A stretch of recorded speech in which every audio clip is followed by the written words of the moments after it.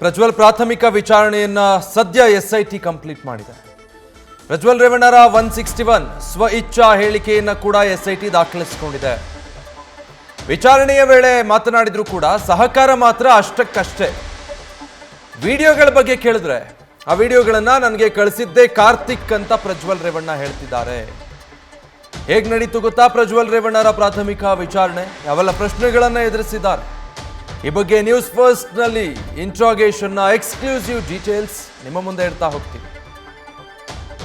Details ಕೊಡ್ತಾರೆ Sandesh, live ನಲ್ಲಿ join ಆಗ್ತಾ ಇದ್ದಾರೆ. ಸಂದೇಶ್, ಈಗ ಒಂದು ಹಂತಕ್ಕೆ ಎಸ್ಐಟಿ ಮೊದಲ ಹಂತದ ಇಂಟ್ರಾಗೇಷನ್ ಅನ್ನ ಮಾಡಿದೆ, ಸ್ವ ಇಚ್ಛಾ ಹೇಳಿಕೆಯನ್ನು ದಾಖಲಿಸಿಕೊಂಡಿದ್ದಾರೆ. ಯಾವ ರೀತಿ ಸ್ಪಂದಿಸ್ತಾ ಇದ್ದಾರೆ ವಿಚಾರಣೆಗೆ? ತಮ್ಮ ಹೇಳಿಕೆಯಲ್ಲಿ ಏನೆಲ್ಲ ಹೇಳ್ಕೊಂಡಿದ್ದಾರೆ ಪ್ರಜ್ವಲ್ ರೇವಣ್ಣ?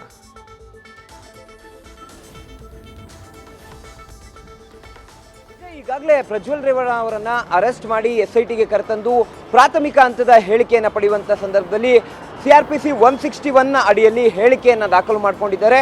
ಮೊದಲ ದಿನ ಅಂದ್ರೆ ಬಂದ ದಿನ ಮಾಡಿದಂಥ ವಿಚಾರಣೆ ಸಂದರ್ಭದಲ್ಲಿ ಅಂದ್ರೆ ನಿನ್ನೆ ಬೆಳಗ್ಗೆ ಮಾಡಿದಂಥ ವಿಚಾರಣೆಯಲ್ಲಿ ಸಾಕಷ್ಟು ವಿಚಾರಗಳ ಬಗ್ಗೆ ಈಗಾಗಲೇ ಸ್ಟೇಟ್ಮೆಂಟ್ ಅನ್ನು ಪಡೆಯುವಂಥ ಕೆಲಸವನ್ನ ಎಸ್ಐಟಿ ಅಧಿಕಾರಿಗಳು ಕೂಡ ಮಾಡಿದ್ರು. ಅದರಲ್ಲಿ ಪ್ರಮುಖವಾಗಿರುವಂಥದ್ದು ಈಗಾಗಲೇ ಪ್ರಜ್ವಲ್ ರೇವಣ್ಣ ಅವರು ಕೂಡ ಎಸ್ಐಟಿ ಅಧಿಕಾರಿಗಳ ಮುಂದೆ ಸ್ಟೇಟ್ಮೆಂಟ್ ಅನ್ನು ಕೊಟ್ಟಿದ್ದಾರೆ.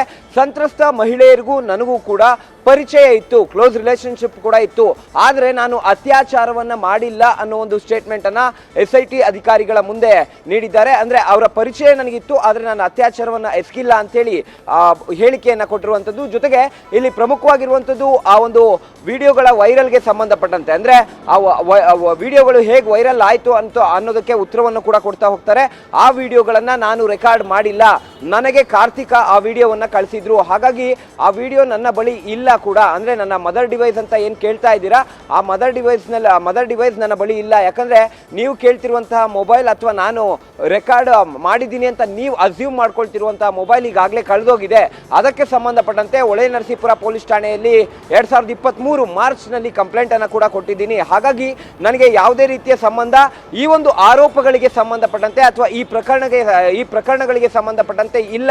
ಸಂತ್ರಸ್ತ ಮಹಿಳೆಯರನ್ನ ನಾನು ನೋಡಿದ್ದೀನಿ, ಈಗ ದೂರು ನೀಡಿರುವಂತ ಅಷ್ಟೂ ಜನರನ್ನ ಕೂಡ ನಾನು ನೋಡಿದ್ದೀನಿ, ಆದ್ರೆ ಅವರು ನನ್ನ ಮೇಲೆ ಮಾಡ್ತಿರುವಂತ ಆರೋಪ ಎಲ್ಲವೂ ಕೂಡ ಸುಳ್ಳು ಅನ್ನೋ ಒಂದು ಸ್ಟೇಟ್ಮೆಂಟ್ ಅನ್ನ ಕೂಡ ಕೊಟ್ಟಿದ್ದಾರೆ.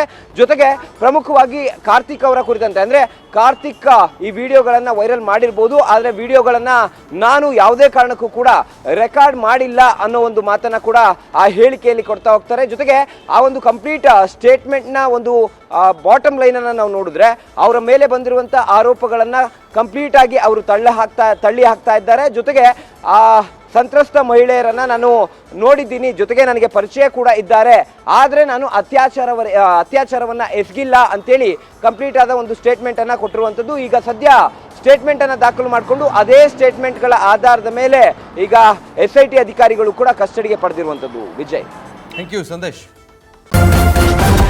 ನ್ಯೂಸ್ ಫಸ್ಟ್ ನಿರ್ಭೀತಿಯಿಂದ ನಿಮ್ಮ ಪರವಾಗಿ.